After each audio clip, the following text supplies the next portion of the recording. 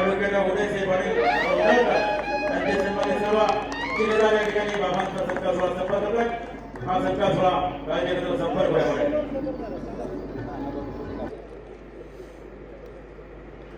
आज कृष्णेचा हात कोणीच होणार नाही. ती किल्ल्यात साधली ती फक्त आणि फक्त त्या क्षेत्रालाच नव्हे तर या गौरवशाली महाराष्ट्रासमोर एक आदर्श आहे. कराड दक्षिण विधानसभा मतदारसंघाचे लोकप्रिय लाडके आमदार सन्माननीय अतुल बाबा भोसले यांचा आपल्या कार्यकर्त्यांना उत्स्फूर्त शक्ती मिळते. आपण कबशीच्या चिन्हावर शिक्का मारून आपले सर्व उमेदवार प्रचंड मताने निवडून द्यायचे येतील. राजेंद्र परशुराम गव्हाणे, दिगंबर कुलकर्णी काका, नंदकुमार माने या सर्व सभासदांच्या ठिकाणी सोहळा संपन्न होतोय. आदरणीय दादा, आदरणीय आमदार साहेब, आदरणीय बाबा यांच्या शिबिरातले प्रकाशन सोहळा संपन्न होतोय. प्रकाश होतोय.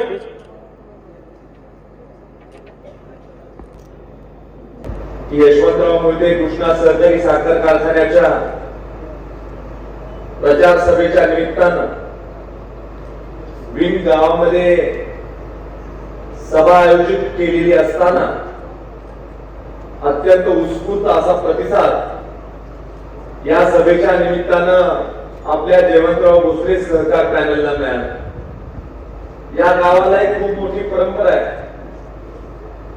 एक महत्वपूर्ण सभा कुठल्याही निवडणुकीमध्ये विंग गावामध्ये व्हायलाच लागते आणि त्यामुळं ही विंग गावामध्ये होणारी सभा ही खऱ्या अर्थानं भविष्यामध्ये आपल्याला मोठ्या मिळणाऱ्या विजयाची नांदी या सभेच्या निमित्तानं होते असं देखील मला आपल्याला सगळ्यांना सांगायचं.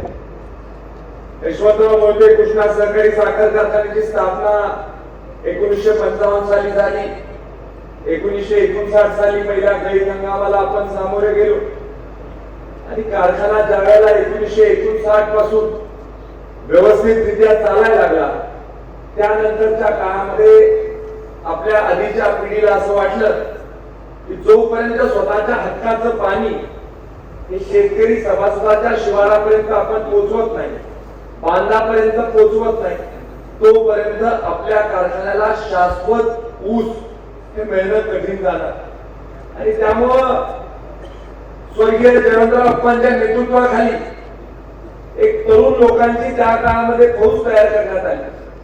त्यात बबुराव अण्णा असतील, अनेक सारे संचालक मंडळी असतील, या सगळ्या संचालक मंडळाच्या माध्यमातून ही फौज तयार करण्यात आली आणि कृष्णा सहकारी साखर कारखान्याच्या 11 पुरस्कृत योजना आणि 6 स्वमालकीच्या योजना अशा 17 योजना कृष्णा सहकारी साखर कारखान्याच्या परिसरामध्ये निर्माण करण्यात आल्या. एकेकाळी आपण अभिमानाने सांगायचो की 72,000 एकर जमीन ही ओलिताखाली आणण्याचं काम आमच्या यशवंतराव मोहिते कृष्णा सहकारी साखर कारखान्याने केले. त्या काळामध्ये लोक वेगळी होती, परिस्थिती वेगळी होती, लोकांची भावना वेगळी होती आणि आपल्या योजना अत्यंत उत्कृष्टरित्या अनेक वर्ष चालत राहिल्या. पण शेवटी ज्या योजना 1960 साली निर्माण झाल्या, 70 साली निर्माण झाल्या, 80 साली निर्माण झाल्या, कालांतराने या योजना जुन्या झाल्यामुळे या योजनांची एफिशियन्सी, या योजनांची कार्यक्षमता कमी होताना देखील आपल्याला बघायला मिळेल. आपल्या गावामध्ये देखील उपसा जलसिंचन योजना आहे. आपल्या गावामधली उपसा जलसिंचन योजना 1980च्या 84च्या दशकामध्ये चालू झाली. आता मला आपण सांगा 1984 साली जी योजना निर्माण झाली त्या योजनेची मोटर 1984 साली आपण घेतली. त्या योजनेची वितरण व्यवस्था 1984 साली झाली. त्या योजनेची स्टोरेज व्यवस्था, साठवण व्यवस्था ही 1984 साली झाली. मला वाटतं 3 स्टेजेस मध्ये आपली योजना आणि 3 स्टेजेस मध्ये आपली योजना त्यावेळेला कार्यान्वित झाली. आता 1984 पासून आतापर्यंत 42 वर्ष झाली. 1984 साली बसवलेली मोटर 2026 साली बसवलेल्या मोटर इतकं काम देईल का, हा खऱ्या अर्थानं माझा प्रश्न आहे. वितरण व्यवस्था जी 84 साली आपण निर्माण केली की आता कशी कार्यक्षमपणे काम करेल आणि त्यामुळं कालांतराने आपल्या योजनांवर जे काही लोकांच्याकडनं होणाऱ्या मागण्या आहेत त्या मागण्या देखील पूर्ण करत असताना आपल्याला अडचणीला सामोरं जावं लागलं. योजना चालवताना देखील आपल्याला खूप मोठ्या समस्येला सामोरं जावं लागलं. आज आपण पाणीपट्टीची आकारतो ती कुठल्या आधारावर पाणीपट्टी आकारतो हे देखील आपण समजून घेणं गरजेचं आहे. पाणीपट्टी म्हणजे नेमकं काय? तर योजना चालवण्यासाठी संस्थापक जे असतील किंवा संचालक मंडळ जे असेल तिथलं त्यांना येणारा जो खर्च आहे त्याला आपण पाणीपट्टीच्या स्वरूपात योजना चालू ठेवण्यासाठी आणतो. आता जे आपलं संचालक मंडळ आहे किंवा जे व्यवस्थापन मंडळ आहे त्या व्यवस्थापन मंडळाला कुठल्या गोष्टीची काळजी घ्यायला लागते तर योजनेवर नेमलेल्या लोकांचे पगार आपल्याला द्यावे लागणार. योजनेसाठी जी काही वीज आपण मोटरसाठी वापरतो त्या विजेचा खर्च आपल्यावर पडणार. आपण वितरण व्यवस्थेमध्ये कुठं लिकेज झालं रेग्युलर रिपेअर मेंटेनन्स आहे त्याच्यावर होणारा खर्च हा देखील योजनेवर पडणार. आणि त्याबरोबरच आपत्कालीन एखादी गोष्ट झाली इमर्जन्सी काही एखादी मोटर शॉर्ट झाली किंवा एखादी गोष्ट घडली तर त्याचा देखील खर्च हा आपल्या पाणी पुरवठा योजनांवर पडला. जर का योजना कार्यक्षमपणे चालत नसतील तर खऱ्या अर्थानं योजनेवर अवलंबून जे क्षेत्र आहे हे देखील कमी होताना आपल्याला दिसतं. आपल्या योजनेला 1000 एकर जमिनीला पाणी देण्याची क्षमता आहे पण 1000 एकर आपण पाणी देऊ शकत नाही. आपण 100 एकराला पाणी देऊ शकत असू तर 100 एकरामध्ये असणाऱ्या शेतकऱ्यांवर पूर्ण 1000 एकरासाठी निर्माण केलेला योजनेचा भार पडतो आणि त्याच्यामुळे आपल्याला पाणीपट्टी आकारावी लागते. पाणीपट्टी कमी करण्यासाठी मार्ग काय? आज एखादी गोष्ट इथं व्यासपीठावर बोलायला मला देखील काही अवघड नाही. आज एवढी मोठी गर्दी इथं सभासद बांधवांची जमलेली आहे. आज निवडणूक देखील पुढच्या आठवड्याभरामध्ये निवडणुकीला आपल्याला सामोरे जायचं. मला देखील काय अवघड आहे मी सुद्धा इथं घोषणा करू शकतो आम्हाला सत्तेत निवडून दिल्यास आम्ही पाणीपट्टी मागतो. कशी करणार माफ पाणीपट्टी? करता येते का माफ? पैसे कुठून येणार त्याला? योजना कशी चालू ठेवणार? याचं उत्तर कोण देणार? याचं उत्तर द्यावं लागेल ना. पैसे कुठनं उपलब्ध होणार याचं उत्तर पहिल्यांदा संचालक मंडळाने विचार करून द्यावं लागेल. आणि याला एकच उपाय आहे केंद्र सरकारचे पैसे जोपर्यंत आपण आपल्या योजनांमध्ये गुंतवत नाही तोपर्यंत आपल्या योजना सुस्थितीमध्ये येणं कठीण आहे. हे लक्षात आपण घेतलं पाहिजे. महाराष्ट्राच्या विधानसभेमध्ये या विषयावर मी आवाज उठवला. महाराष्ट्राच्या विधानसभेमध्ये स्वर्गीय अजितदादा हे अर्थमंत्री असताना अजितदादांच्या पर्यंत हे माझं भाषण केलं. त्या भाषणामध्ये मी एवढंच म्हटलं की जर का 7.5 HP पर्यंतच्या कृषी पंपाला वीज बिल माफी आपण देतो तर 1000 शेतकरी 250 HP मोटरवर अवलंबून आहे त्याला वीज बिल माफी आपण का देत नाही? त्याला देखील वीज बिल माफी आपण दिली पाहिजे. अशा पद्धतीचं मी मागणी विधानसभेमध्ये केली. आदरणीय अजितदादांसमोर मांडलं, आदरणीय मुख्यमंत्री साहेबांसमोर मांडलं. मी म्हटलं की मी महाराष्ट्रातल्या सगळ्या पाणी पुरवठा योजनांना घेऊन येतो तुमच्याकडे आणि महाराष्ट्रातल्या सगळ्या पाणी पुरवठा योजनांची अडचण ही आपण ऐकून घ्या. खऱ्या अर्थानं पाणी पुरवठा योजनेला विजेचा खर्च हा मोठ्या प्रमाणावर होतो. आज विजेचा दर काय? प्रति युनिट ₹1.88 हा विजेचा दर हा आपल्याला महाराष्ट्र सरकारला महावितरणला भरावा लागतो. पूर्वीच्या काळामध्ये विजेचा दर काय होता तर पूर्वीच्या काळामध्ये 2010-11 साली विजेचा दर पाणी पुरवठा योजनांसाठी प्रति युनिट 72 पैसे होता.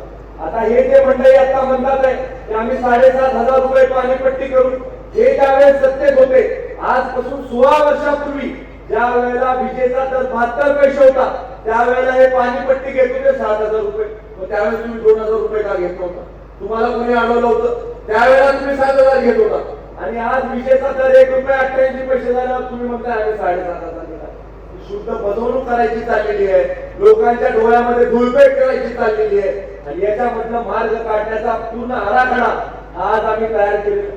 ऍक्सिलरेटेड इरिगेशन बेनिफिट प्रोग्राम याचे पैसे राज्याच्या शिफारसीवर केंद्र सरकार महाराष्ट्रातल्या सगळ्या पाणी पुरवठा योजनांना देऊ शकते ज्या पाणी पुरवठा योजना चांगल्या पद्धतीने चालतात. आणि जर का हे पैसे आपल्याला मिळू शकले तर कृष्णा खोरे विकास महामंडळाच्या अखत्यारीमध्ये या सगळ्या योजना आणायच्या आणि मोठ्या प्रमाणावर गुंतवणूक या सगळ्या योजनांमध्ये आपण जर का केली तर निश्चित रूपी आपल्या योजना आणखी चांगल्या पद्धतीने नव्यासारख्या चालू शकतील आणि त्यातूनच आपली पाणीपट्टी कमी होऊ शकेल. हा एकमेव मार्ग आपल्या योजना चांगल्या करण्यासाठी आपल्याला. आज जर का आपल्याला नवीन पंपिंग स्टेशन करायचं असेल, नवीन मोटर्स बसवायचे असतील, सोलर फीडर बसवायचा असेल, स्टेजेस कमी करायचे असतील, नवीन पाईपलाईन करायची असेल, आपल्याला स्टेजेस कमी करत असताना पाईपलाईन अशा पद्धतीने केल्या पाहिजे की पुढच्या 25 वर्षाची ड्युरेबिलिटी त्या योजनेचा विचार करून, पुढच्या 25 वर्षाचा विचार करून ती योजना आपल्याला करावी लागणार. आणि भविष्यातली आपली जी स्टेप आहे, शेतकऱ्याचं उत्पन्न जे वाढवायचं आपल्याला, ते एआयच्या माध्यमातून वाढणार. एआयच्या माध्यमातून उत्पन्न वाढायचं असेल तर तुम्ही ड्रीप इरिगेशन करत नाही तोपर्यंत एआयचा पुरेपूर वापर आपण करू शकत नाही. योजना नवीन करावी लागेल, एआयचा वापर करावा लागेल, ड्रीप इरिगेशन करावं लागेल, केंद्राची राज्याची सबसिडी ड्रीप साठी आणावी लागेल आणि शेतकऱ्याच्या खिशाला चाट न लागता योजना नवीन करून लोकांना प्रदान करावी लागेल. हे काम खऱ्या अर्थानं आता करण्याची गरज. आणि त्यामुळं कुठेही इथं जादूची काही नाहीये की काही आम्ही बोललो आणि ती गोष्ट झाली. दुसरी गोष्ट अशी देखील आहे की आपण साधी माणसं आहे, आपण मंदिरामध्ये जाणार, आपण पूजा अर्चा करणार, आपल्याकडे काही तांत्रिक थोडी आहे की लगेच लिंबू फिरवला गोष्ट घडली. ती पण आपली परिस्थिती नाही. मी सगळ्यांना जागृत केलं, आमच्या उमेदवारांना, की जे हौशीने उभे राहिले त्यांनी सगळ्यांनी सावध राहा. जे जुने आहेत बॉडी त्यांचं बरं आहे, त्यांना सवय, पण जे हौशीने उभे राहिले बाळाच आहे, तुम्हाला पण अनुभव नाही या गोष्टी. तुमच्या घरावर लिंबू, डोळ्या, टाचण्या आणि काय अंगाला हे काही जर का पडलं तर अतिशय सावध व्हावा.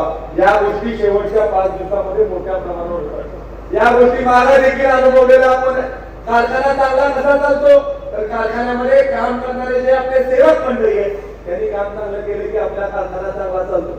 कारखान्यामध्ये दुसरा काय प्रयोग करून कारखाना चांगला चालतो. खुर्ची टिकवायची असेल तर रामबाण मार्ग काय, या जनतेची सेवा केली की खुर्ची तुम्हाला टिकवता येते. जनतेवर प्रेम केले की खुर्ची तुम्हाला टिकवता येते. जनतेची सेवा केली की खुर्ची तुम्हाला टिकवता येते. नारळ लावून नाही ना खुर्ची, लिंबू लावून नाही ना खुर्ची टिकवता येते. खुर्चीच्या खाली काहीतरी करून खुर्ची टिकत नाही. त्या खुर्चीवर बसायचा अधिकार त्यालाच आहे तो जनतेची सेवा करू शकतो. त्या खुर्चीवर बसायचा अधिकार त्यालाच आहे तो जनतेची जाण ठेवतो. त्या खुर्चीवर बसायचा अधिकार त्यालाच आहे तो कारखान्याच्या समाजाच्या भवितव्याचा विचार करतो. हे खऱ्या अर्थानं समजण्याची गरज देखील मला निश्चित स्वरूपी जाणवते. आज मला अत्यंत आनंद झाला आमच्या ब्रह्मानंदजींचं भाषण ऐकायचा योग परत एकदा मला. मागचं भाषण देखील अत्यंत चांगलं भाषण त्यांनी केलं, आता देखील अत्यंत चांगल्या पद्धतीचं भाषण त्यांनी केलं. आणि प्रत्येक वेळेला नवीन नवीन गोष्टी शिकण्याचा योग हा ब्रह्मानंदजींच्या भाषणामुळे मला येतो की असं सुद्धा होऊ शकतं. ब्रह्मानंदजी महाराष्ट्रामध्ये असं कुठे येऊ शकत नाही, कुठल्या सोसायटीत येऊ शकत नाही, पतसंस्थेत येऊ शकत नाही, बँकेत येऊ शकत नाही, दूध संघात येऊ शकत नाही, कारखान्यात तर बिलकुल होऊ शकत नाही. संचालकाला माहित नाही आणि त्याला घरी घालवलं असं होऊ शकतं. संचालकाशी मतभेद होऊ शकतात, मनभेद होऊ शकतात, पण निवडून आलेल्या संचालकाला 5 वर्ष खुर्चीवर बसायचा अधिकार. मला आपण सांगा, निवडून आलेले लोक ज्यांना 30,000 40,000 लोक निवडून देतात त्यांच्या खोट्या सह्या तुम्ही करता, त्यांना तुम्ही घरी घालवता. तुम्ही म्हणता की बोर्डामध्ये त्यांनी राजीनामा दिला. मला एक सांगा, अशा पद्धतीनं राजीनामा कोण देतं का? मी तरी आजपर्यंत बघितला नाही. एखाद्याला राजीनामा द्यायचा असेल तर तो जाहीररित्या प्रेस कॉन्फरन्स घेईल, वर्तमानपत्रासमोर जाईल, बाजू मांडेल आणि मग राजीनामा देईल. चोरी छुपे तो राजीनामा देणार. आणि अशा पद्धतीनं जर का तुम्ही तुमच्या स्वतःच्या संचालक मंडळावर वर्तन करत असाल, अशा पद्धतीचा कारभार स्वतःच्या संचालक मंडळाशी करत असाल तर तुम्ही काय लोकांची जाणीव ठेवणार आहात? तुम्ही काय लोकांचं भलं करणार आहात?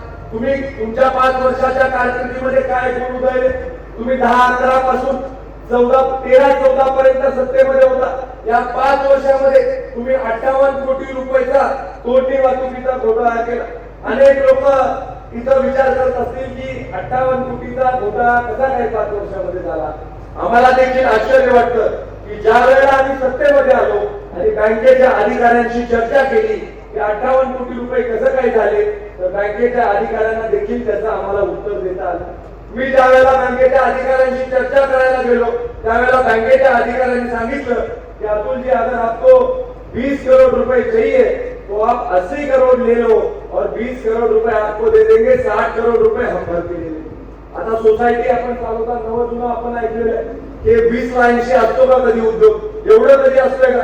म्हणजे कशा पद्धतीचा उद्योग? ज्या तोटणी वाहतुकीसाठी 20 कोटी लागतात तिथं 80 कोटी तुम्ही घ्यायला निघाला होता. आमच्या संचालक मंडळाने हात वर केले. आमचं संचालक मंडळ म्हटलं की कारखाना जामीन आहे, तो सच्च्या व्यवहाराला जामीन आहे. कारखाना जामीन आहे, योग्य व्यवहाराला जामीन आहे, आणि कारखाना कुठलीही चुकीच्या पद्धतीने केलेल्या व्यवहाराला जामीन नाही. त्यानंतर तुम्ही काय केलं? त्यानंतर तुम्हाला 5 वर्ष बोर्डामध्ये ज्या वेळेला तुम्ही होता त्यावेळेला एकदा सुद्धा तुम्हाला तोंड उघडता आलं नाही, एकदा सुद्धा तुम्हाला म्हणता आलं नाही की हे 58 कोटी रुपये आपण कुठं खर्च केले, किंवा तोंडी वाचूकले एवढे पैसे लागतात कसे. ज्या वेळेला 14-15 साली आपण सत्तेमध्ये आलो त्यावेळेला 20 कोटी रुपये कृष्णा बँकेने दिले, त्याचा रेकॉर्ड आहे, त्याची पूर्ण माहिती मी तुम्हाला द्यायला तयार आहे. त्या 20 कोटी रुपयामध्ये कृष्णा सहकारी साखर कारखाना सुरळीतरित्या चालला. यांनी काय केलं? सत्तेमध्ये आले 10-11 साली करार केले 2570च्या दरम्यान. 2570 करार केल्यानंतर फक्त 1400 करार केलेले लोक तिथं तोडणी वाहतुकीचं काम करायला आले, 1100 लोकच आले नाही. असं प्रत्येक वर्षी झालं आणि 5 वर्षामध्ये 58 कोटी रुपयाचा खड्डा हा कारखान्याला काढून दिला. यांनी काय कशा प्रकारचा उद्योग केला की 7200 मेट्रिक टनाचा कारखाना, आणि किती लोक काम करत होती? तर 3000 लोक काम करत होती. आज कारखान्याची गाळप क्षमता 12000 मेट्रिक टन.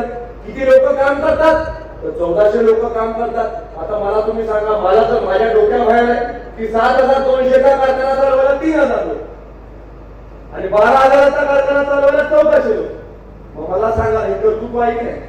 आम्हाला तर शक्यच नाही. आमच्याकडं कपॅसिटी वाढायला लागले, लोक कमी व्हायला लागले, लोक कमी झाल्यावर पगार वाचला, पगाराचे पैसे वाचले, ताळेबंदावरचे पैसे वाचले, कोणाचा फायदा झाला? कोणाकडे पैसे राहिले? ही सभासदांची संस्था हे आपण कधी जाणून घेणार आहोत? अशा पद्धतीचा प्रश्न देखील त्या लोकांना मला निश्चित स्वरूपी आज करायचा. 1000 लोक अशी नेमली होती की त्यांचा कुठलाच नामोनिशाण नाही. 1000 लोक अशी नेमली होती की त्यांचं मस्तकच अजून आतापर्यंत सापडलेलं नाही. 1000 लोकांवर महिन्याला 50 लाख रुपये तुम्ही खर्च करत होता, वर्षाला 6 कोटी रुपये खर्च करत होता. 5 वर्षामध्ये 24 कोटी रुपये तुम्ही खर्च केले. कुणावर खर्च केले अद्याप आम्हाला सांगता आलेलं नाही. 24 कोटी रुपयाचा खर्च हा सभासदांवर पडला आणि अशा पद्धतीनं पूर्णपणे गंधान कारभार या कारखान्याचा केला. कारखान्याची रिकव्हरी खऱ्या अर्थानं आपला कारखाना कसा चालला हे दाखवून देतो. कारखान्याची रिकव्हरी मागच्या 11 वर्षामध्ये किती राहिली? तर 12.43 आपली ऍव्हरेज रिकव्हरी 11 वर्षामध्ये राहिली, आणि यांच्या काळामध्ये रिकव्हरी किती राहिली? 11.5 राहिली. मला आपण सांगा, 30 माती तोच ऊस तोच शेतकरी, 30 यंत्रसामुग्री तोच सेवक, आणि मग 1 पॉईंटचा फरक कसा पडला? 365 रुपयाचा प्रति युनिट फरक पडतो. 1 युनिटनी जर का रिकव्हरी कमी झाली 1 पॉईंटनी, तर 365 रुपये आजच्या FRP प्रमाणे शेतकऱ्याला कमी मिळतात. आज आपण घरी गेल्यानंतर अहवाल उघडून बघा, अहवाल उघडल्यावर शेवटचं पान तुम्ही अहवालाचं उघडा, आणि त्या शेवटच्या पानावर 2013-14 साली अंतिम दर किती दिला हे काढा. 2277 रुपये अंतिम दर दिलाय. त्याच वर्षी हुतात्मा सहकारी साखर कारखान्याने पलीकडच्या 300 रुपये जास्ती आपल्यापेक्षा दर दिलाय. 300 रुपये दर म्हणजे तुम्ही विचार करा किती फरक पडला. आणि हा 300 रुपये कमी दर देण्यासाठी 60 कोटी रुपयाचं कर्ज घेऊन हे कर्ज आपल्या संचालक मंडळाने ही खरी वस्तुस्थिती देखील आपण जाणली पाहिजे. यांचा 2277 देण्या इतकी देखील परिस्थिती कारखान्याची ठेवली नव्हती. ही खरी वस्तुस्थिती आहे. कशा प्रकारचे यांनी घोटाळे केले? हे जे गाभीनाव घोटाळा केला, पालापाचोळा घोटाळा. पालापाचोळा घोटाळा काय? आता इथं थोडं बाजूला आपण गेले की पालापाचोळा मिळतो. तो पालापाचोळा विकत घ्यायची किंमत ठरवतो. पालापाचोळा विकत घेतला आणि पालापाचोळा जास्त दराने विकत घेऊन बगॅस फीडर मध्ये जास्त भरल्यामुळे बगॅस फीडर जॅम झाला, बंद पडला बॉयलर, आणि बगॅस फीडरची दुरुस्ती करायला खर्च केला. म्हणजे अशा प्रकारचं ज्ञान असणारी लोक महाराष्ट्राच्या मातीत कुठेही बघायला मिळणार नाही. हे देखील या कार्यक्रमाच्या निमित्तानं मला तुम्हाला सांगायचं. एकदम सोपं पटणारं उदाहरण सांगतो. एक गाडीचा नंबर लिहून घ्या तुम्ही, MH11Y 6607. अजून एक लिहून घ्या नंबर, MH11Y 6608. गाडीची किंमत 4,69,000 रुपये. गाडीच्या देखभालीवर खर्च केला 4.5 लाख रुपये. नवीन गाडी एवढा खर्च देखभालीवर केला, आणि गाडीच्या पेट्रोल डिझेलवर खर्च केला 14 लाख रुपये. म्हणजे मूळ गाडीची किंमत 4.5 लाख आणि गाडीवर खर्च केला 19 लाख. एवढं कर्तृत्व जमत का आपल्याला? मला तर जमणार नाही. आमच्या तर कुठल्या जवळच्या माणसाला जमणार नाही. 4.5 लाखाच्या गाडीवर 5 वर्षात 19 लाख खर्च, एका गाडीवर 20 लाख रुपये खर्च. अशी माणसं कुठून मिळणार महाराष्ट्रात? अशी माणसंच मिळणं शक्य नाही. सलाम केला तुमच्या या वागण्याला, की अशा पद्धतीचं वागणं करून परत तुम्हाला वाटतंय की आमच्या हातामध्ये कृष्णाघात जाण्याची सत्ता द्या, परत आम्हाला तिथे घोटाळे करण्यासाठी संधी द्या, परत आमच्या एका सल्लागाराला पंकज हॉटेलमध्ये बसून करायचे निर्णय करायची मुभा द्या. अशा पद्धतीच्या विचाराची ही लोक आहे. काय यांचं कर्तृत्व आहे? सातत्याने एफआरपी कमी ठेवून एफआरपी पेक्षा वर दर देणं म्हणजे काय? इतर कारखान्याच्या बरोबरीने पहिला हप्ता देण्यासाठी जे पैसे दिले तो एफआरपीच्या वर दर दिला म्हणून सांगायचं आणि लोकांची फसवणूक करायची की आम्ही एफआरपीच्या वर दर दिला. एकही गोष्ट अशी नाही जी चांगली त्यांनी त्यांच्या कारकिर्दीमध्ये केली. त्यांनी डिस्लरीची इतकी वाईट अवस्था केली की डिस्लरी क्लोजरची नोटीस मिळाली संचालक मंडळाला. मी आदरणीय रामदासभाई कदम साहेबांजवळ गेलो, पर्यावरण मंत्री म्हणून ते कामकाज पाहत होते आणि रामदासभाईंना मी म्हटलं की रामदासभाई, आमच्या सभासदाचा कारखाना आहे, तुम्ही आम्हाला मदत केली पाहिजे. मला म्हटले, आता काय म्हटले हे मी सांगू शकत नाही, वेगळ्या भाषेमध्ये रामदासभाई म्हटले की कोण चालवत आहे? म्हटलं की हे मागचं संचालक मंडळ आहे. अजून एक 2-3 गोष्टी सांगितल्या त्यांनी भारी मला आणि म्हटले की ठीक आहे, तुझ्यासाठी म्हणून आपण हा सभासदाचा कारखाना आहे म्हणून आपण हे सगळं याच्यावर जे काही क्लोजर नोटीस आली आहे की आपण विड्रॉ करू, पण या नियमाची पूर्तता तुम्ही करा. आणि मग नियमाची पूर्तता केल्यानंतर डिस्लरी आपली स्थावर झाली. आपण इथे अडचणीमध्ये आपल्या कृषी महाविद्यालयाची स्थापना केली. कृषी महाविद्यालय 1 वर्ष ऍडमिशन झालं नाही, 100 ऍडमिशनच्या आपल्या बंद झाल्या. परत आपण सत्तेमध्ये आल्यावर कृषी महाविद्यालय चालू केलं आणि कृषी महाविद्यालय चालू केल्यानंतर खऱ्या अर्थानं परत एकदा आपल्यामध्ये अनेक मुलं कृषी पदवीधर झाले, अनेक मुलांना संधी मिळाली काम करायची, चांगल्या पद्धतीचे मुलं शिकू लागले. आणि खऱ्या अर्थानं मला आज आदरणीय सुरेश बाबा त्यांच्या सगळ्या संचालक मंडळाचे आभार मानावेसे वाटतात की मागच्या 11 वर्षामध्ये अत्यंत पारदर्शक आणि चांगला कारभार आमच्या संचालक मंडळाने केला. मागच्या 11 वर्षामध्ये 14 पारितोषिक आमच्या संचालक मंडळाने मिळवली. प्रत्येक विभागाचं पारितोषिक मिळवलं आणि उत्कृष्ट कार्यक्षमतेचं पारितोषिक मिळवलं आणि उत्कृष्ट आर्थिक नियोजनाचं पारितोषिक मिळालं. बेस्ट डिस्लरीचं आम्ही पारितोषिक मिळवलं. उत्कृष्ट साखर विक्रीचा धोरण करण्याच्या बाबतीत पारितोषिक मिळालं. हे सगळं पारितोषिक मिळत असताना महाराष्ट्राचे लोक आदराने यशवंतराव मोठे कृष्णा सहकारी साखर कारखान्याकडे पाहायला लागली की पूर्वीच्या काळामध्ये आदर्शवादी असणारी अशी ही सहकारी संस्था जी होती आज देखील पूर्वपथावर आलेली आहे. अशा पद्धतीचं मत आज महाराष्ट्रामधल्या असंख्य लोकांचं झालं. आज वसंतदादा शुगर इन्स्टिट्यूट कोण चालवतं? आदरणीय शरदचंद्र पवार साहेब चालवतात. तिथं माझा वशिला चालेल का? एखाद्या वेळेस तुम्ही म्हटलं असता देवेंद्र फडणवीस साहेबांचा वशिला लावला आणि बक्षीस मिळालं तर ठीक आहे, पण इथं पवार साहेब चालवतात त्या संस्थेने देखील बक्षीस दिलं. राष्ट्रीय स्तरावरच्या सुद्धा अनेक संस्थांनी बक्षीस दिलं आणि त्यामुळे वेगळ्या प्रकारचा नावलौकिक देखील कारखान्याचा निर्माण होऊ शकला. आज आपल्या गावामध्ये हा कार्यक्रम घेत असताना मला आपल्याला सगळ्यांना एवढंच सांगायचंय की शेवटी निवडणुकीमध्ये आपण गाफील राहून चालणार. निवडणूक ही विचाराची लढाई असते. निवडणुकीमध्ये आपण जनतेपर्यंत जाऊन आपलं चांगलं काम सोडवण्याच्या बाबतीमधलं काम हे केलं पाहिजे. चांगल्या पद्धतीने लोकांपर्यंत जाण्याच्या बाबतीत काम हे आपल्या सगळ्या उमेदवारांनी केलं पाहिजे. परत लोकांच्या दारात जाऊन लोकांची समजूत काढण्याचं काम देखील आपल्या सगळ्या लोकांनी केलं पाहिजे. आणि त्यामुळे मला खात्री वाटते की ज्या पद्धतीनं नवीन जुन्या लोकांची आपण टीम केलेली आहे, काही ज्येष्ठ लोकांचं मार्गदर्शन देखील त्यांना आहे, त्यांच्या सगळ्यांच्या माध्यमातून मतदार राजापर्यंत आपण पोहोचायला कमी पडणार नाही. आणि येणाऱ्या 21 तारखेला भरघोष मतांनी जयवंतराव भोसले सहकार पॅनल आपण निवडून देऊ अशा प्रकारची खात्री निश्चित या कार्यक्रमाच्या निमित्तानं आपल्याला व्यक्त करावीशी वाटते. आज या कार्यक्रमानिमित्त मला आपल्याला एवढंच सांगायचंय की जर त्या जयवंतराव भोसले सहकार पॅनलला आपण सत्तेची खरं चावी परत सोपवली, परत एकदा सत्तेमध्ये काम करण्याची संधी आपण आम्हाला जर का दिली तर 2 महत्वपूर्ण गोष्टी आपण निश्चित स्वरूपी करणार आहोत. सगळ्यात पहिली महत्वपूर्ण गोष्ट आपल्याला सगळ्यांना माहिती आहे की 2015 सालच्या निवडणुकीत आपण घोषणा केली की आम्ही निशुल्क साखर, परत त्याच्यावर टीका व्हायला नको, मोफत कोणाला आवडत नसतो शब्द, आपण शेतकऱ्याची मुलं आहे आपण मोफत म्हटलो, पण काही लोकांचा आक्षेप असेल तर निशुल्क आम्ही साखर देण्याचं धोरण करण्याच्या बाबतीमध्ये सुरुवात केलं. आपण निशुल्क साखर देण्यामध्ये यशस्वी झालो. जनरल बॉडीचा ठराव आपण घेतला, आपण ते वचन पूर्ण केलं. नंतर आपण घोषणा केली की आम्ही घरपोच साखर करू, आपण गावापर्यंत साखर पोच करण्यामध्ये यशस्वी झालो. आणि आज आपण म्हणत आहोत की जर का परत सत्तेची संधी दिली तर आंतरराष्ट्रीय दर्जाची मोठ्या खड्याची साखर ही देण्याच्या बाबतीमधलं वचन हे येणाऱ्या काळामध्ये आपण पूर्ण करू. आणि दुसरं आपण आश्वासन देतोय की आम्हाला संधी दिली की केंद्र आणि राज्य सरकारच्या तिजोरीमधला पैसा आपल्या पाणी पुरवठा योजनांना आणून परत एकदा पूर्वपथावर आपल्या पाणी पुरवठा योजना आणण्याचा शब्द या कार्यक्रमाच्या निमित्तानं तुम्हाला सगळ्यांना देतो.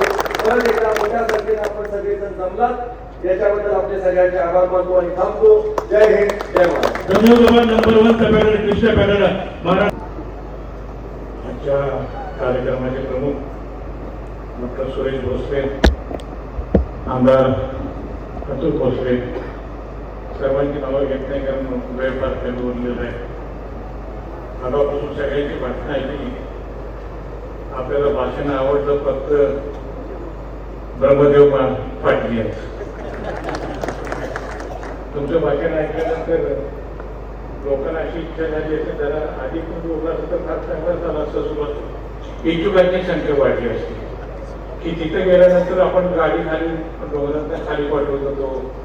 नंतर आणि काय काय गोष्टी करतो ते मी परवा सुरेशला सांगितले महाराष्ट्रामध्ये ते सुरेशचे अनुभव एवढे मोठे आहेत की थोड्या वेळामध्ये एखादं पुस्तक लिहिलं आणि महाराष्ट्राच्या सगळ्या कारखानदारीला वाट ही साखर कारखाने खायचे कसे असतात त्याच्या जोडीला प्रमाणात पाठाला घेतलं तरी फारच चांगलं. आणखीन त्याच्यामध्ये आता हे होईल सांगायचं उद्देश विरोध पाटील सोडून द्या. या ठिकाणी मी येतो आज या ठिकाणी उभा आहे तो कारखान्याच्या सुरुवातीपासूनच एक साक्षीदार म्हणलं तर हरकत. 55 साली आर्थिक शाळा सुरू झाली आणि 55 सालापासून घरामध्ये कारखानदारीचं काम चालू झालं आणि ते नेहमी सातत्याने बघायचो की ते 11 रुपये गोळा करून आणायचे आणि ते आरजी कुलकर्णी होते, आरजी जरा म्हणायचे त्यांना. त्याला 15 मिनिटं मोजायला लागायचे ते दुधा पैसा, ते बोकाचा पैसा, गिन्नी, चवली, आजेली, पावली वगैरे. माझ्या 5 वर्षाच्या कारकिर्दीमध्ये मी एकही रुपयाची नोट बघितली नाही. म्हणजे इतक्या बारकाईनं कारखाने त्यावेळी काढायचं हे करत होतं. लोकांचे विचार तसेच होते. किंवा 68 एकरमध्ये कारखाना, आता कुठलाही कारखाना काढायला निघाला काही 350-400 एकराच्या जमीन घेत नाही.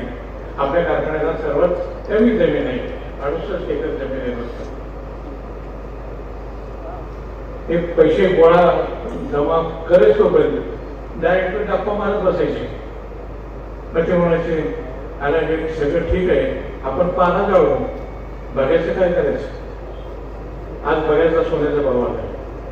आपणच्या काळामध्ये सुद्धा सुरुवातीला बघायचं सुद्धा किंमत फारशी नव्हती, परंतु मुरमाच्या वेळी पाणी रस्त्यावरती बघायच टाकायची आणि अशा पद्धतीने हा कारखाना चालू केला.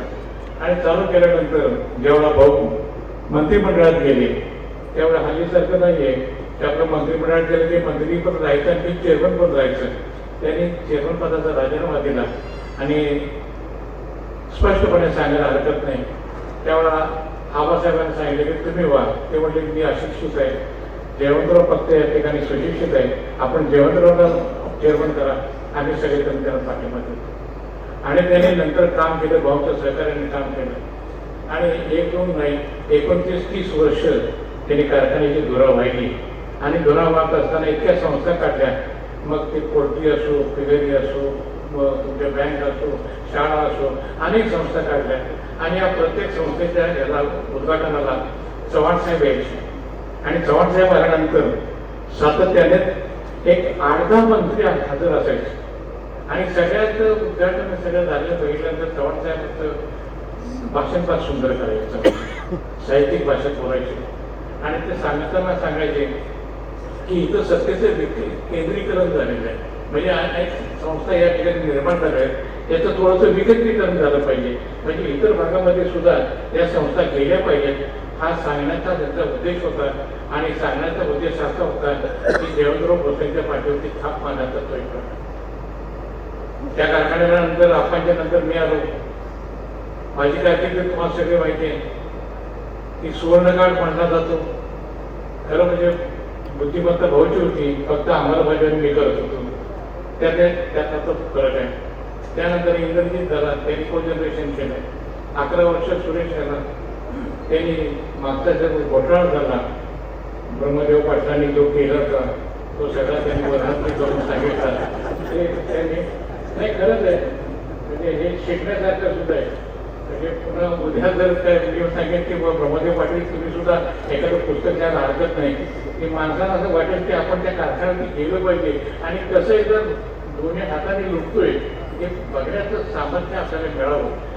सांगण्याचा उद्देश आहे की हे चेष्टाचा एक विरोधाचा भाग सोडून द्या परंतु ही संस्था ही प्रपंचाशी निगडीत असलेली संस्था आहे आणि मगाशी बरेच जण सांगते सांगायचं राहून केलं. सुरेशने आता आपण सुद्धा सुंदर भाषण केलं. त्यांनी सांगताना सांगितलं की त्या लोकांच्या काळात त्यांनी जे घोटाळे जे केले आम्हाला 11 कोटीचं कर्ज होतं आणि त्याच्यामध्ये 8 कोटी सबसिडी मिळाली पण याने सांगितले की हे त्याचा पैसा मी घेणार नाही इंग्रजीचा पैसा होता पैसा शासनाचा पैसा त्यांनी घेतला नाही आणि 11 कोटीचं कर्ज हे कसं बसतं. महाराष्ट्रातल्या सगळ्या कारखान्यांनी आपल्या तर प्रकरणाची कॉपी केली फक्त नावं स्वतःची घातली आणि सगळ्यांनी ते सबसिडी मिळवली. म्हणजे अशा पद्धतीनं काम करण्याचा या कारखान्यामध्ये बरेच प्रकार घडत गेलेला आहे आणि हा असले प्रकार पुन्हा घडू नये यासाठी आपल्याला सुरेश भोसलेंच्या पाठीमागे खंबीरपणे उभा राहायला पाहिजे कारण तेच एक आणि शेवटी संस्था चालवण्याचं सुद्धा एक कसं बसतं. त्याचा तुम्ही ट्रस्ट बघा त्यांच्या शाळा बघा त्यांच्या कॉलेजेस बघा. मी तर आठवणीनं सांगतो सुरेश आपल्याला तुम्ही सहकार महर्षी म्हणून नका आपल्याला तुम्ही शिक्षण महर्षी म्हणून कारण शिक्षण क्षेत्रामध्ये त्यांनी एवढे काम केलेलं आहे आणि आमच्या गावातल्या लोकांना मी सुद्धा सांगतो असं सुरेश की पोरं तर स्वतःच्या मेरिटवरती पदवीची चाललेले आहेत यांचा सत्कार घेत चालला तर गाव किती शान असेल जेव्हा तर तुम्हाला उद्देश सांगतो. गाव एवढं शान आहे हे नाही ना म्हणजे किंवा आप्पा पार्टीचा आहे हे कोणाचा तो दादा पार्टीचा आहे. अरे पार्टीचा याचा काय संबंध आला सांगा. परवा ते कापडदारची मुलगी आली ती भेटायला म्हटलं मी तुझा सत्कार घ्यायला सांगितलं तर लोकांनी सगळ्यांना सांगितलं की सुरेश कापूरकर हा आप्पांचा वंश आहे आपण सत्कार घ्यायचा. म्हणजे अशा गावामध्ये आम्ही वावरतोय अशा लोकांच्या मध्ये वावरतोय आणि असं असून सुद्धा त्या ह्याच्यामध्ये आपण साखर कारखानदारीमध्ये अव्वल पटकावलेलं आहे आणि ते असंच टिकावं एवढीच अपेक्षा व्यक्त करतो आणि रजा घेतो. जय यशवंतराव मोहिते कृष्णा सहकारी साखर कारखान्याची निवडणुकीची सभा होत असताना पहिला असा विचार येतो की ह्या कारखान्याच्या इलेक्शनसाठी इतक्या मोठ्या प्रमाणात लोक का जमत आहेत. एखाद्या कारखान्याचं इलेक्शन म्हणजे शेवटी मर्यादित असतं पण ह्या कारखान्याच्या इलेक्शनमध्ये मोठी उत्सुकता असते आणि लोकांची संख्या म्हणजे एखाद्या विधानसभेच्या मतदारसंघामध्ये जशा सभा होतात तशा इथे सभा होऊ लागतात. आणि याचं कारण काय तर पहिलं कारण असं आहे की हा कारखाना या महाराष्ट्रातला सर्वात मोठा असा कारखाना आहे. 2-3च कारखाने जे मोठे आहेत त्याच्यातला हा मोठा कारखाना. हा कारखाना असा आहे की सगळ्या महाराष्ट्रामधल्या कारखान्यांपेक्षा सभासद संख्या जास्त आहे. 40,000 सभासद संख्या कुठल्याही कारखान्याची आहे. हा कारखाना असा आहे की सगळ्यात मोठ्या प्रमाणात कार्यक्षेत्र आहे. 5 तालुक्यातलं कार्यक्षेत्र आहे. 5 आमदारांच्या मतदारसंघातली गावं या कारखान्याच्या मतदारसंघात आहेत. वैशिष्ट्य आहे ह्या कारखान्याचं आणि त्याचबरोबर हा कारखाना एक आदर्श कारखाना म्हणून समजला जातो. एक पथदर्शक कारखाना म्हणून समजला जातो. या कारखान्यामध्ये ज्या ज्या गोष्टी होत होत्या त्याचं अनुकरण अनेक कारखान्यांनी नवीन जे कारखाने तयार झाले त्यांनी केलं आणि त्यांची वाटचाल आपल्या पावलावर पाऊल ठेवून ही झाली. महाराष्ट्रात सगळीकडे झाली. या कारखान्याचं असं वैशिष्ट्य आहे की या कारखान्यातनं जो आमचा अधिकारी दुसऱ्या कारखान्यात गेला तिथं तो जाऊन पुढच्या पदावर गेला. आमच्या कारखान्याने 10 ते 15 कारखान्यांना MD दिलेले आहेत. नवीन जे कारखाने झाले त्याच्यात आमचा फायनान्स मॅनेजर असेल नवीन कारखान्यात MD झाला. इरिगेशन मॅनेजर असेल MD झाला. लेबर ऑफिसर असेल MD झाला. सगळे जे वेगवेगळ्या पदावर होते ते दुसऱ्या कारखान्यात जाताना मोठ्या पदावर गेले ही या कारखान्याची ओळख. आणि अशा कारखान्याची ज्यावेळेला निवडणूक होत असते आणि आज आपण आता 21व्या शतकात आहोत, अनेक आव्हानं आपल्या पुढे आहोत असताना एकच हा विचार केला पाहिजे की ही संस्था चालवताना ज्यांना या संस्थेचा थोडासा अनुभव आहे अशीच लोक सत्तेमध्ये पाहिजे. आणि जर अनुभव नसणारी लोक आली आणि जर एखाद्या विशिष्ट उद्देशाने लोक या कारखानदारीमध्ये आले तर काय होत आहे हे आता ब्रह्मानंद पाटलांनी आपल्याला सांगितलं. तुम्ही सगळ्या व्यवस्थित आपल्याला 15 साली काय परिस्थिती होती सांगितली. अगदी थोडक्या याच्यामध्ये मी सांगतो की त्यावेळेला आम्हाला दैनंदिन कारभारासाठी सुद्धा कारखान्याकडे पैसे नव्हते. कामगारांचा पगार द्यायला आमच्याकडे पैसे नव्हते. आम्हाला व्यापाऱ्याकडे द्यायला आमच्यासाठी पैसे नव्हते. तोंडी वाहतूकदाराला द्यायला पैसे नव्हते. पैसेच नव्हते कारखान्याकडे. आणि अशा परिस्थितीमध्ये आम्ही कारखाना घेतला. आणि ह्याच्यात एक कशामुळे झालं हे दादा जसं म्हणतात तसं मी पुस्तक घेऊ शकतो की हे काय काय त्यांनी केलं. कारण सगळ्या चौकशी अधिकाऱ्यांचे अहवाल, सगळ्या ऑडिटरचे अहवाल, हे सगळे याचा सगळा अभ्यास मी केला. फक्त एकच आहे की ब्रह्मानंदाला हे काय झालं नाही तुम्हाला नाही समजलं, ते आता आम्हाला समजलं. कारण तुम्ही सत्तेत गेल्यानंतर तुम्हाला लक्षात आलं की इतके घोटाळे झाले. आणि ही वस्तुस्थिती आहे. संचालक सुद्धा हे सगळे अंधारातच राहिले. आणि अतुलनी सांगितलं तसं एक उदाहरण नाही आहे महाराष्ट्रामध्ये की निवडून आलेला आपल्याच पार्टीचा संचालक आपण काढून टाकतो. आता आमच्या बरोबर सुद्धा हे संचालक यांचे 5-6 संचालक होते. आम्ही सत्तेत आल्यानंतर 15 साली सत्तेत आल्यानंतर हे होते. आणि सगळे मला म्हणत होते की विरोधात इतकी लोक बसून तुम्ही कारभार कसं करणार, सहकारी संस्था आहे, दररोज अडवणूक होईल, कसे तुम्ही ठराव पास करणार. मी म्हटलं किती विरोधक असू दे आपण कारभार चांगला करत असल्यामुळे मला विश्वास आहे की काही अडचण येणार नाही यांना घेऊन सुद्धा काम करायला. आणि त्या 5 वर्षामध्ये 6 वर्ष मिळाले. मला एक करोनाचं वर्ष होतं. एका ठरावाला सुद्धा विरोध नाही झाला, एका ठरावाला करू शकत नव्हतं. मी म्हटलं लेखी तुम्ही घेऊ शकत नव्हते की हे चुकीचं करताय, चुकीचं केलंच नाही. त्याच्यामुळे तोंड उघडता आलं नाही त्यांना 6 वर्ष. आणि मग इलेक्शनला काय सांगणार. म्हणून जे इलेक्शन झालं त्याच्यानंतर लोकांच्या लक्षात आलं की काय कारभार झाला तर हे काय करत होते. आणि आज इथं येत असताना परत 5 वर्षांनी तुम्ही येता इथं आणि इलेक्शन करताना काय म्हणून तुम्ही लोकांच्या पुढे जाणार आहे. आज काय प्रयोजन आहे सांगा. जे घोटाळे केले याच्यातनं आज कारखाना पूर्णपणे बाहेर पडलाय का. आजही काही गोष्टी गरजेच्या आहेत. आज समजा आमचे 24 कोटी रुपये जर कामगारांच्यावर खर्च झाले की त्याचा हिशेब नाही, ते कारखान्याला वसूल करायला लागतील, करायला लागतील पैसे. ते कारखान्याचे पैसे गेले. दोन्ही वाहतूकदारांवर जे आता पैसे बँकेने लागले आम्हाला त्यांना वाचवावं लागेल ना. ज्यानं कर्ज काढलं नाही, ज्याच्या खोट्या सह्या घेऊन पैसे घेतले, या माणसाला वाचवण्याची सुद्धा जबाबदारी ही आपली राहणार आहे. तर हे चुकीचं झालं. पण थोड्या लोकांचं झालं का. 760 लोकांच्या नावावर हे कर्ज काढलेलं आहे की ज्यांना हे पैसे भरावे लागतील. म्हणून ते 60 कोटी झाले.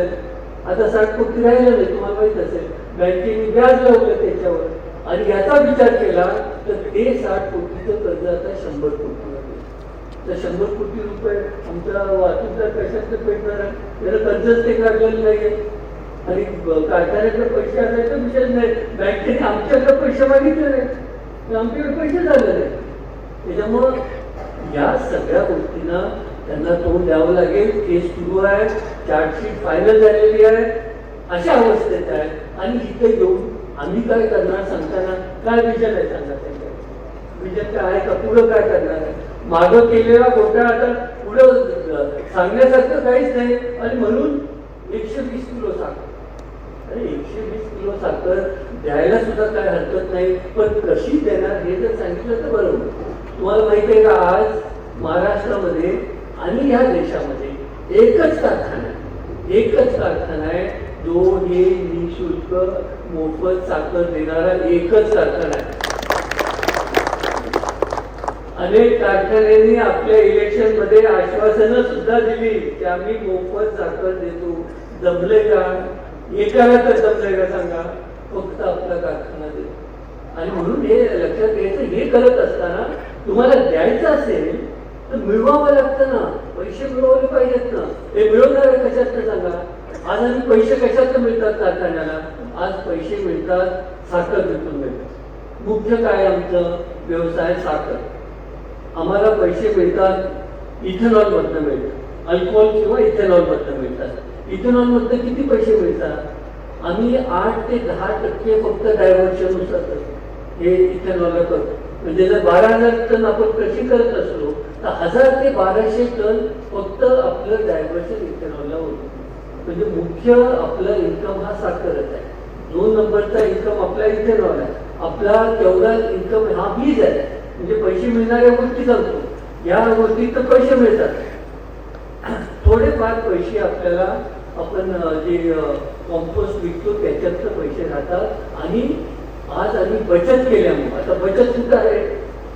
एक बचत अतुल बाबांनी सांगितलं ती आहे की अनाठाई जो खर्च आहे तो आपल्याला बंद करायचा. आणि तो अनाठाई खर्च थोडा होता का? ते आकडे बाबांनी सांगितलं. त्याच्यातला मुख्य आकडा तुम्हाला सांगतो. त्या 5 वर्षामध्ये ट्रान्सपोर्टवर खर्च झालेले पैसे 11 कोटी रुपये. आता 11 कोटी रुपये वाया. याच्यातनं काय उत्पन्न काय झालं का? आपल्याला खर्चच झाला. तर हा खर्च बंदच करायचा होता. ही बचत झाली. बचत झाली म्हणजे पैसे मिळवले. इंग्रजीत काय म्हणतात? मनी सेव्ह दिस मनी अर्न. म्हणजे तुम्ही पैसे वाचवले म्हणजे पैसे मिळवले. हा अनाठाई खर्च आपण बंद केला. असे अनेक दुसरे अनाठाई खर्च होते ते बंद झाले.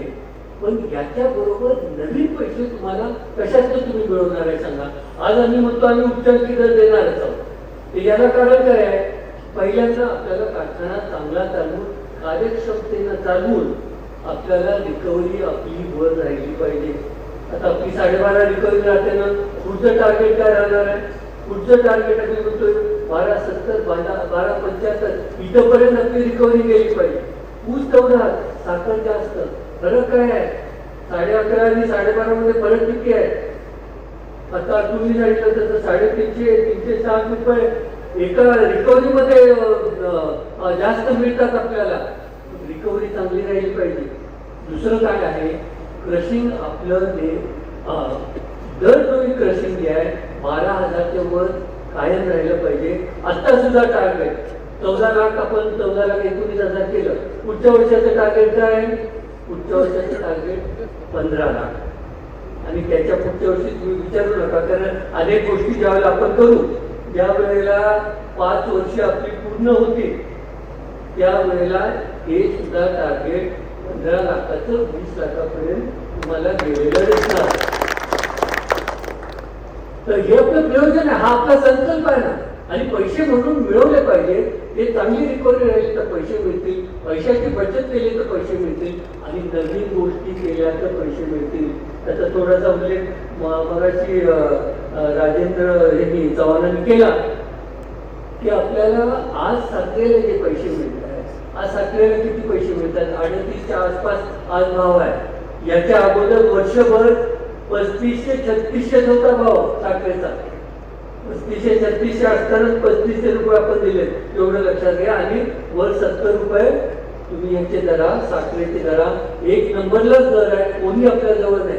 गेल्या वर्षाचा पण दर काढा, 3311 कोणी दिले बघा. एकच कारखाना आहे आणि त्याच्यावर 70 रुपये दरात 3380 रुपये कुठल्याही कारखान्याने दिले, फक्त कृष्णेने दिले.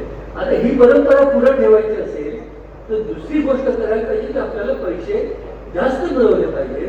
आणि म्हणून वेगवेगळ्या ज्या पद्धतीच्या साखर आहेत ते करणं गरजेचं आहे. युपी मध्ये अनेक कारखाने आहेत की जे सल्फरलेस शुगर तयार करतात.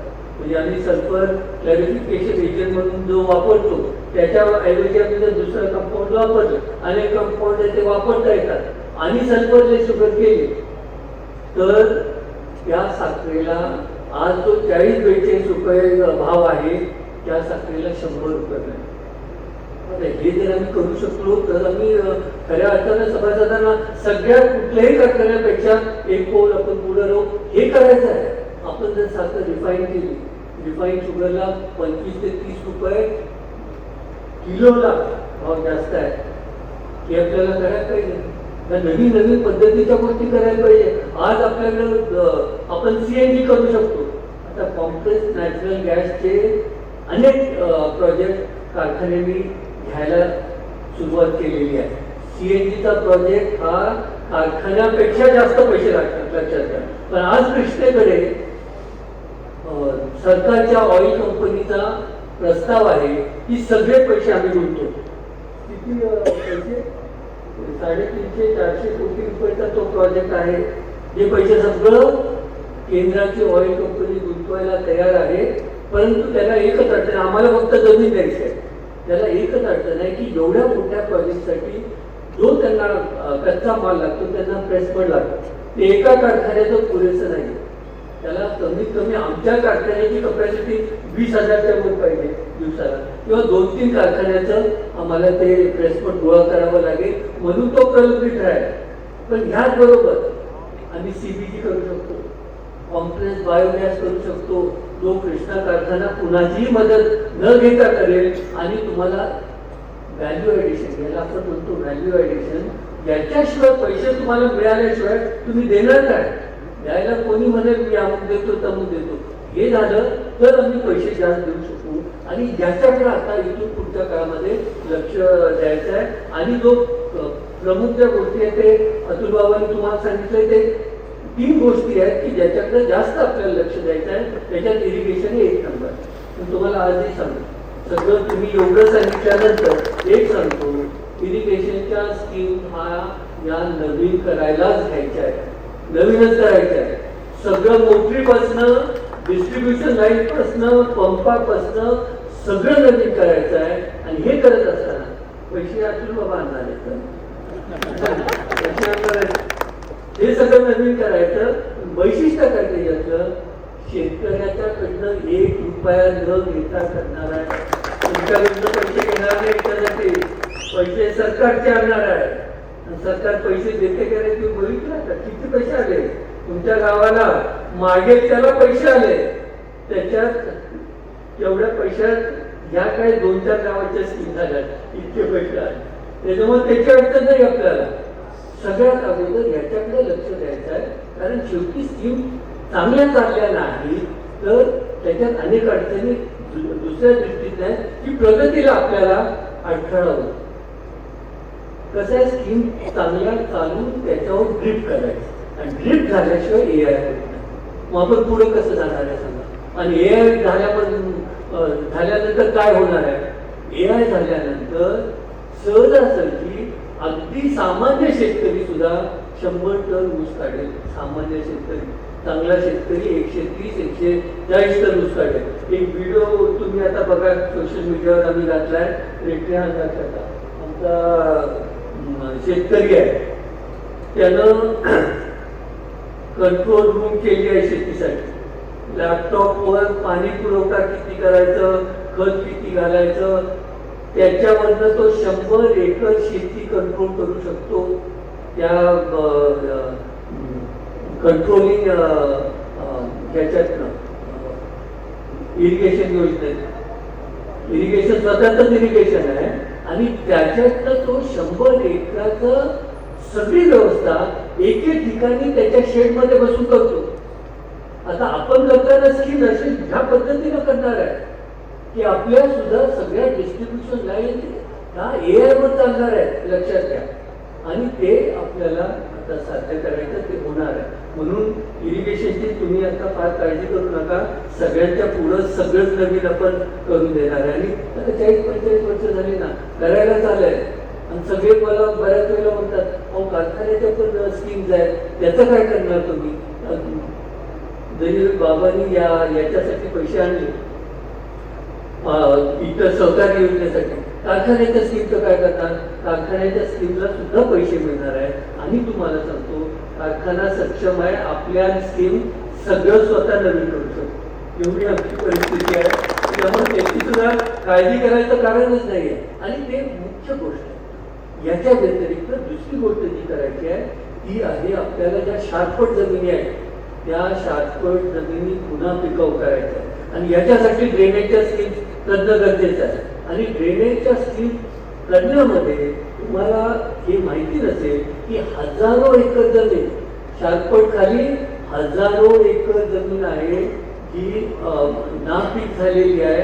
सगळ्या नदीकाठच्या गावामध्ये आटक्यात आहे, रेठ्यात आहे, रेठेखुर्दमध्ये आहे, तांब्यात, वेगळ्यात एक गाव नाही नदीकाठचं जिथं शाश्वत जमिनी नाही आहे. आणि त्या आपल्याला पिकाऊ करण्यामध्ये ऊस किती वाढेल सांगा, उत्पन्न किती वाढेल. आणि याचबरोबर आपल्या ह्या कराड दक्षिण मतदारसंघामध्ये काही गावं अशी आहेत की अजून तिथं सगळी जमीन बागायत झालेली आहे. आता तालुका आहे, कोळेवाडी आहे, कुसूर आहे, इथं या तुमच्या भागातच अशा जमिनी आहेत त्या बागायत झालेल्या नाही आहेत. तिथं सुद्धा आपल्याला स्कीम्स करायच्या आहे. आणि प्रामुख्याने की दक्षिण मान खोऱ्यामध्ये इथं जो नदी जोड प्रकल्प झालेला आहे त्याच्यातनं आता 2 पाणी मिळेल. आता तिथं प्रयत्न असा आहे की 3 पाणी जर मिळाले उन्हाळ्यात तर त्या लोकांचा प्रश्न तिथे इरिगेशनचा मोठ्या प्रमाणात सुटणार आहे. आणि ते सुद्धा आता डॉक्टर अतुललाच करावं लागेल त्या इंजिनियरशी बोलून त्या जे धरणाचे मुख्य एक्झिक्युटिव्ह आहेत त्यांच्याशी बोलून तुम्हाला 3रं पाणी याच्यासाठी कारखाना पैसे भरायला तयार आहे. ते केलं तर त्यांचा मोठा प्रमाणावर त्वरित प्रश्न. आता ह्या गोष्टी करणं आपल्याला गरजेचं आहे. मग हा कारखाना तुम्हाला सगळ्या दृष्टीने आता समृद्ध आहे, आता सक्षम आहे, स्वतःच्या पायावर उभा आहे. आज सगळे कारखाने सहकारातले सगळे कारखाने अडचणीत असताना सरकारकडे मागणी करत असताना सगळ्या कारखान्यांनी हात पसरले आता की आम्हाला पुढचा सीझन चालू करता येत नाही, कमीत कमी आम्हाला 500 रुपये टनाला अनुदान द्या. अनुदान म्हणजे परत द्यायचे नाही त्यांना सरकारला, त्याशिवाय आम्ही सीझन चालू करू शकत नाही. आम्ही मागितलं का आम्हाला कुणाकडे जायची गरज नाही. अशी परिस्थिती, चांगली आर्थिक परिस्थिती ह्या कृष्णा कारखान्याची म्हणून जपली पाहिजे. आणि शेवटचीच एक गोष्ट सांगतो की सहकारी संस्थेमध्ये आपल्याला राजकारण बाजूला ठेवायचं. आपल्याला राजकारण बाजूला ठेवून या संस्था चालल्या पाहिजे, कारण हजारो लोकांचे त्याच्यात संसार गुंतलेले. आणि त्याच्यासाठी ही पहिली वेळ आहे मी असं बघतो की सगळ्यांनी असं ठरवलंय. 5 आमदाराचे मतदारसंघ मी सांगितलं तसे ह्या कार्यक्षेत्रात येतात. 5ही जे आमदार आहेत ना एका पक्षाचे नाही, परंतु कृष्णेच्या बाबतीत सगळ्यांनी असा विचार केलाय की आपल्याला त्यांना साथ केली पाहिजे. आणि आपल्या भागामध्ये उदयदादांनी पहिलाच निर्णय तो उदयदादांनी घेतला आणि सांगितलं की रयत संघटना ही सहकाराच्या बाजूनं तुमच्या बाजूनं काम करेल, कारण आपल्याला सहकारी संस्थेमध्ये राजकारण आणायचं नाहीये आणि ह्या चांगल्या चालल्या पाहिजे. तसाच निर्णय इंद्रजित बाबांनी घेतला, तसाच निर्णय विश्वजित कदमांनी घेतला, अरुणांना लाडनी घेतला, संग्राम भाऊंनी घेतला, पृथ्वीराज बाबांनी घेतला, सत्यजित देशमुखांनी घेतला. उद्या माडिक साहेबांनी पत्रकार परिषद ठेवली आहे, मानसिंग भाऊंनी घेतला. एकही राजकीय म्हणजे जे आमदार आहेत किंवा राजकीय नेते आहेत एकाही नेत्यानं असा विचार केला नाही की कृष्णेच्या बाबतीमध्ये सगळ्यांनी असा विचार केला की आपल्याला मदत केली पाहिजे, कारण ही कारखानदारी चांगली चालली. चांगलं चालली नसती तर असं झालं नसतं. चांगली चालली म्हणून सगळ्यांनी विचार केला की हे असंच पुढं चाललं पाहिजे. मग हे विचार करा, अशा स्थितीमध्ये आपण कुणाच्याही हातात देण्याची ही गोष्ट नाही. प्रमाणात तुम्हाला चान्स मिळाला होता, त्या चान्स मध्ये तुम्ही काय केला तर तुम्हालाच कळलं काय झालं ते. आता असे अपघात होऊ नये, तो अपघातच होता, असा अपघात होऊ नये. नाही तर मग वाचलो, पण एवढं सगळं करून वाचलो, आता परत मी वाचू शकत नाही. पण एक मदतदाराचं आता मी घेतलेलं आहे की दोन पुस्तकं मी लिहितो. तो कारखानदार कशी चालली पाहिजे आणि कशी बंद पडली पाहिजे तर ह्याचा तुम्हाला सुद्धा अनुभव नसेल, तुम्हाला माहिती नसेल. माझ्यासमोर सगळं आहे ना, त्या कारखान्याकडे सगळं जे रिपोर्ट आहेत ते सगळे कारखान्याकडे आहेत, सगळे जे हिशेब आहेत ते कारखान्याकडे आहेत, सगळ्या ज्या गोष्टी केलेल्या आहेत जाणून बुजून केलेल्या आहेत. म्हणून मी सगळ्यांना म्हणतो, हे इंग्रजीमध्ये त्याला ब्रेन क्रिया म्हणतात, गिल्टी माइंड म्हणजे क्रिमिनल माइंड आहे. तुम्ही हे सहजासहजी केलं नाही, तुम्हाला त्याच्यातनं पैसे काढायचेच होते, मिळवायचेच होते, असा विचार केल्याशिवाय झालेलं नाही, चुकून झालेलं नाही. प्रमाणे सगळ्या गोष्टी जाणून बुजून केलेल्या आहेत.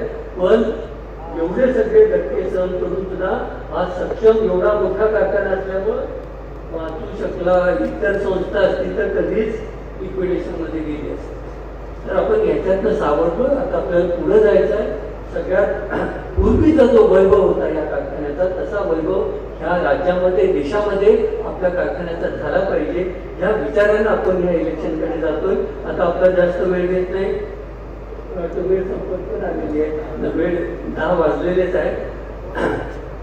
ह्या इलेक्शनमध्ये एकच विषय आहे की मागचं इलेक्शन झालं त्यावेळेला आपण 11,000 मतांनी लीडनं निवडून आलो. आता ह्या वेळेला सगळे एक असताना आता किती मतांनी निवडून आलं पाहिजे आज? मग आता तुम्ही विचार करा, 20 म्हणा, जे काही आहे. आता तुम्हाला माहिती आहे बाजूला किती लोक राहिले. बऱ्याच लोकांना विचारतो, अहो विरोधक कोण राहिला आहे? आता सांगत नाही, ग्रामीण भाषेमध्ये मला सांगतात, बाजूला कोण राहिलाय? म्हणतात 4 टाळकी आहे तुझा, ग्रामीण भागात सांगतात. मला काही म्हणे लोकशाहीमध्ये विरोध असावा, लोकांनी आपापली मतं मांडायला पूर्ण हे. पण आत्ताची परिस्थिती जे मला फीडबॅक मिळत आहे ते असं सांगते. आणि लोकांना विचारले की अहो विरोधी कोण आहे, हा कोण आहे? तर मला सांगतात सगळ्या गावांनी ओवाळून टाकले गेले. म्हणजे आम्हाला ह्या लोकांची लढा द्यायचं म्हणजे सोपं काम नाही. तुम्ही सांगा की आपण चांगल्या माणसाची विचारांना लढा देऊ शकतो, त्याच्याशी संभाषण करू शकतो, आता यांच्याशी काय करायचं? अशा परिस्थितीत आपण आहे. तर तुम्ही विचार करा की आपल्याला किती लीडनं आपलं पॅनल आलं पाहिजे, तर आपण खऱ्या अर्थाने म्हणू की आपण याच्यात यशस्वी झालो. एवढ्या मोठ्या संख्येमध्ये आपण उपस्थित राहिल्याबद्दल आपल्या सगळ्यांचे आभार मानतो. माझे 2 शब्द संपवतो.